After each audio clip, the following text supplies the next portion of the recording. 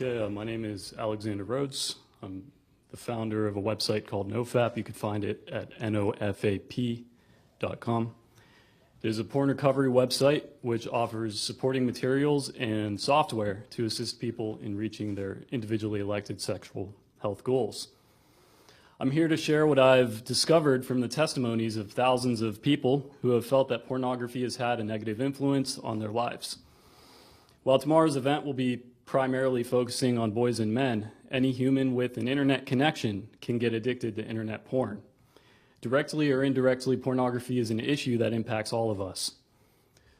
Most members of the sexual health website are on it to quit porn because they felt like it has had a detrimental impact on their lives and on their relationships. They believe that through years of porn consumption, they've essentially wired their sexualities to prefer pixels on screens rather than partners. Much of our lives revolve around the bonds that we form with other people. Our peers, our colleagues, our friendships, our neighbors, and our romantic relationships, and our families.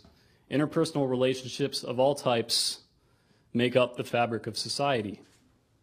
Our sexualities are at the core of our human experience.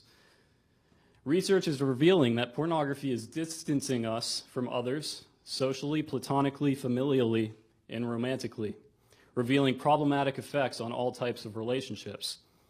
Frayed threads impact the integrity of an entire fabric, so it is prudent to question the impact that pornography is having on individuals and therefore is surely having on society as a whole. If you really think about it, we are interjecting a new variable into millions of years of human evolution for the very first time. For many people, using porn is as routine as brushing their teeth.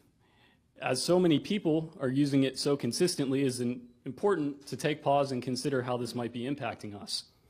Most concerning, children of the United States and much of the developed world are being funneled through an online experience where exposure to pornography is practically mandatory.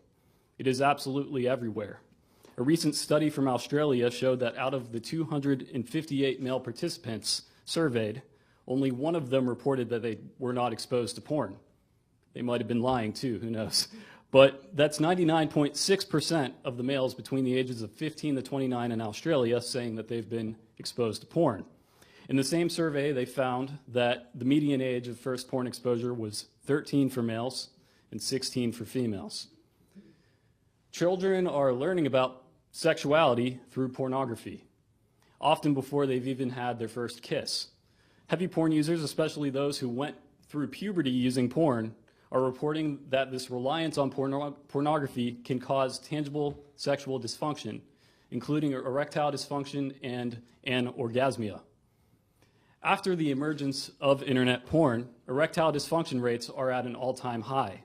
In 1948, before the internet, a Kinsey report showed that less than 1% of men under 30 have ED.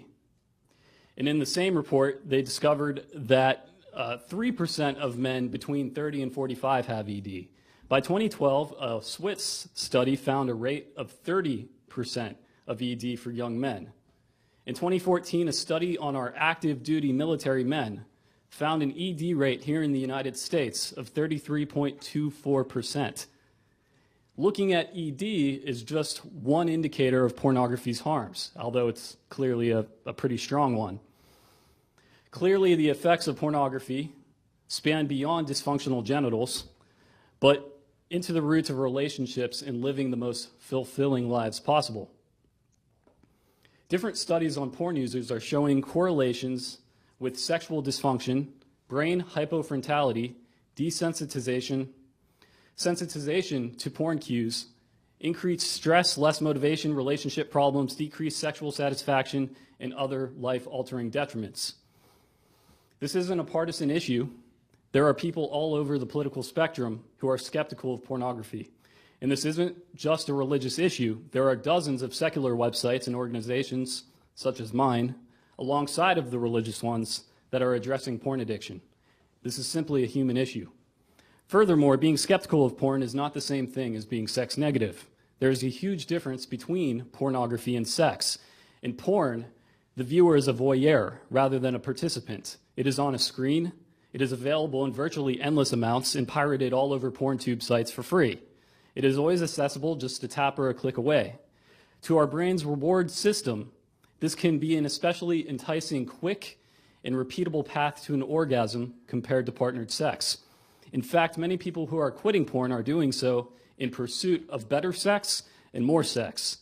Quitting porn is sex positive. This doesn't need to be an argument about morality. You could simply look at the science and the overwhelming anecdotal evidence. There are already dozens of neurological studies proving the existence of porn addiction and many more proving that porn can lead to undesired side effects. You don't need to have a PhD to know if you're an otherwise healthy teenager who somehow has erectile dysfunction that goes away after you stop using porn.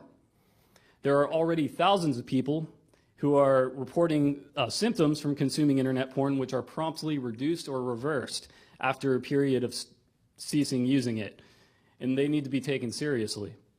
To date, there are over 35 neurological studies on users of porn which are all consistent with the addiction model, and dozens more showing negative effects from consumption. And although plenty of research already exists on the subject, I encourage researchers to continue looking into it. I'm not here to endorse or allude to any legislative action. I am taking a brief break from my work to be here in Washington, D.C. over the next day to simply spread awareness that pornography isn't as wonderful as some people make it out to be. Families need to educate their children about pornography, and they need to do so before the porn producers do. Since right now minors are getting hooked on porn long before they're made aware of the detrimental potential side effects. Treatment for porn and the related side effects is simple and involves removing just one variable from your life, using porn. We simply want people to ask themselves the question, how is porn impacting my life and my relationships? If they don't know the answer to that, they can simply take a quick break, change one variable in a self-experiment, and see what happens. Already, thousands of people have made the personal decision to leave porn in the past and have gone on to live more fulfilling lives and better relationships as a result of it. It is time that we think about and openly discuss our heavy usage of pornography.